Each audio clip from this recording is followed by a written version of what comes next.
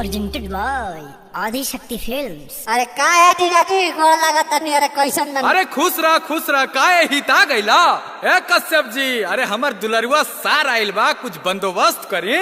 जाके एगो आरएस और एगो बीपी के फूल और दूगो चिल्ड बियर लेके आई था। आज तनी बैठकी होके।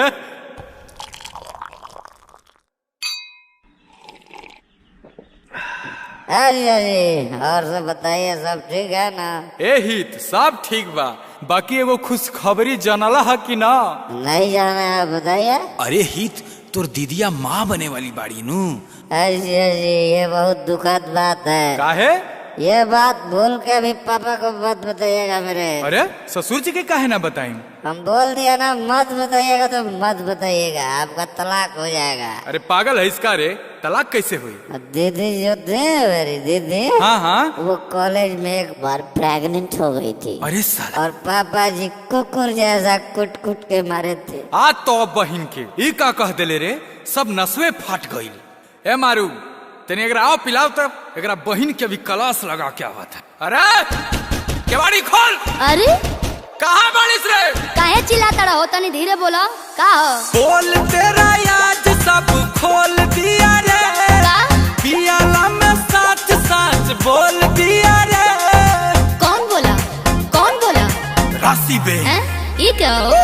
बोल तेरा याद सब खोल दिया रे, पियाला में साथ साथ बोल दिया रे।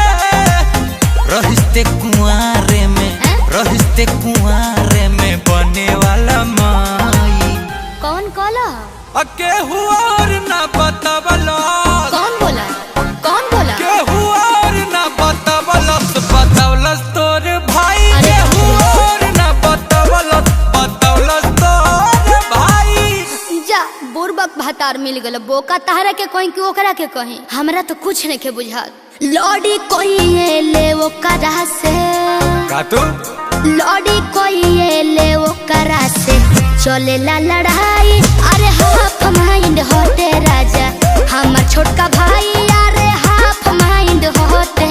अरे चुप रह। देखी रउआ बात ना मनम तो अपना माइक लगे फोन लगाओ। लगाओ स्पीकर ऑन कर।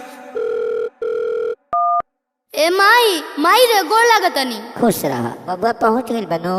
तोर बबुआ पहुँचले बा, एजा के कुल इज्जत गोबर कर देहलस। बताओ नैहर में हम कुछ कैले रही, हे जाके कहत कि ऊंच नीच कैले बिया। ठीक बात, जोन कहले रही सोन तो कहले ही रही। ई बाल बहंगवा के वजह कहला के का काम रहे, लागो तक तो ससुर छोड़ा दी का। धत साला। गलती मान ले तू मायो तोर कैलस कबूल। गलती मान ले तू मायो तोर कैलस कबूल। शादी करके हम बन गईनी अप्रैल फूल, शादी करके हम बन गईनी अप्रैल फूल। ए राजा जी देखी, दुखे चाहे सुखे रउए के अनु रहे के बा। हाँ एगो गलती तो भगवानो माफ कैले बड़े, आ रउआ तो इंसान होई जी। जानो तनी और गुस्सा जायज बा, माफ कर देना। चल हट।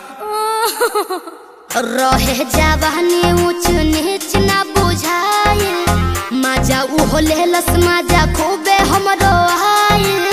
जान बुझ के गलती ना कइले बहनी जी, जान बुझ के गलती ना कइले बहनी जी। अरे जा नाश कर दे। बाकी आवत घरी गंगा जी न होइले बहनी जी, बाकी आवत घरी गंगा जी न होइले बहनी जी, बाकी आवत घरी गंगा जी। अच्छा तू ही बताओ, अतना कुकर्म जानला के बाद कोनो मर्द मेहर के साथे रही? अरे तोरा 1 मिनट नहीं रहे, भाग यहाँ से। कितना कठोर बना तानी जी। अपना मोबाइल दिखाइए, किसका मैसेज आया है? I love you. ये क्या कर मैसेज है जी? भइल बड़ा दूध के धोवल है, कौन मुंह झौसी ही? रुको तहरा के बताओ तनी। अरे श्यामवा कसवा के गर्लफ्रेंड बिया, लव यू ना पीएनए मॉल लिखल बा। तारा पढ़े आवता? साफे बुड़वा के हउ का? हाँ हम बुढ़बा के ना रहती तो तारा ऐसा छछलोल मरद से बिया भइल का। और रह तू हम जात नहीं हो। अरे ना हो। जवन जवन भइलू हो बतिया भुलावा भिरिया बा धनिया। जवन जवन भइलू हो बतिया भुलावा भिरिया बा धनिया। हो जानी मुहावा बनावा भिरिया बा धनिया, हो जानी मुहावा बनावा भिरिया बा धनिया। रहुआ सॉरी बोली राजा सॉरी बोलब सब बात बा खत्म।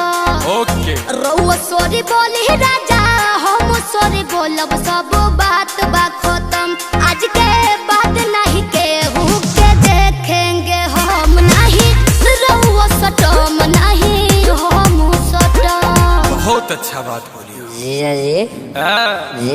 दारू ज्यादा हो गया रे कुत्ता भागना तो मारम तो के दू जुत्ता ते भाई होवे की कसाई रे भाग यहाँ से। अब भैया दीदी गाड़ी दे रही है, चलते हैं यहाँ से। दर्द खत्म हो गया, बाजार बंद।